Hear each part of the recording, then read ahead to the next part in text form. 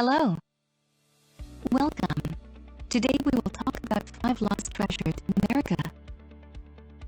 Lost treasure has been the focus of countless books, myths, and movies for as long as we've been telling stories. History is full of tales about stashes of treasure left behind by pirates, scoundrels, and thieves, and lucky for us, some that fortune is still up for grabs. Here's our guide to the top 5 long-lost treasures still waiting to be discovered. In Arizona's Lost Dutchman State Park, you'll find camping, hiking, horseback riding, and stargazing, but all of that seems a lot less exciting when you consider that one of the biggest stockpiles of treasure is hidden in the park's Superstition Mountains. Seriously, what an appropriate name. The legend of the Lost Dutchman's mine is one of the most infamous and widely disputed in America, but the story of a gold mine, loaded with riches, hidden in the desert just won't seem to die out. There isn't even solid evidence of the mine's actual existence, but that doesn't stop thousands of tourists from flocking to the mountains in Arizona each year, hoping to find the mythical mine and strike it rich. The story varies wildly. Sometimes there's 2 German immigrants, hence the name Dutchman, sometimes one, usually named Jacob Waltz. There's even a version where U.S. Army veterans stumble across the treasure. Sometimes the mine is found randomly, other times the location is revealed by Apaches.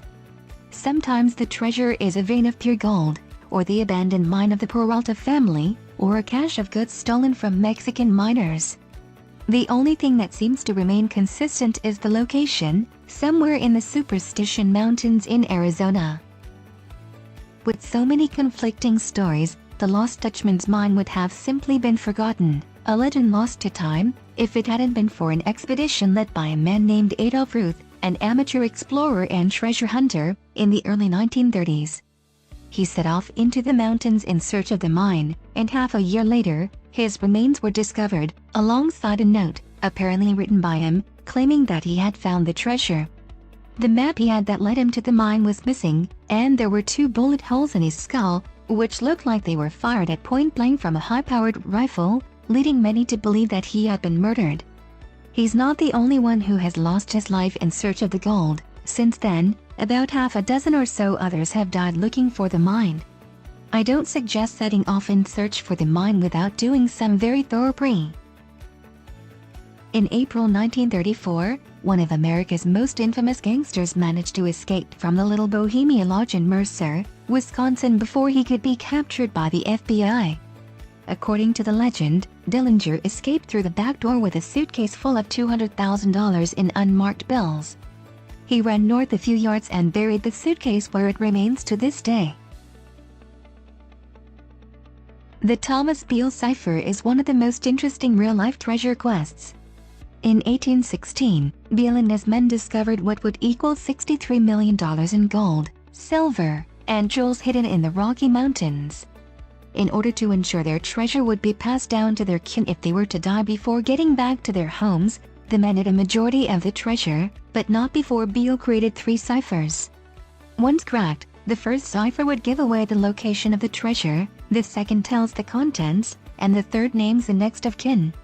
Each cipher was given to Virginia innkeeper Robert Morse. The instructions were as follows: if Beale didn't return in 10 years, a key would be delivered to Morse to open the box containing the ciphers.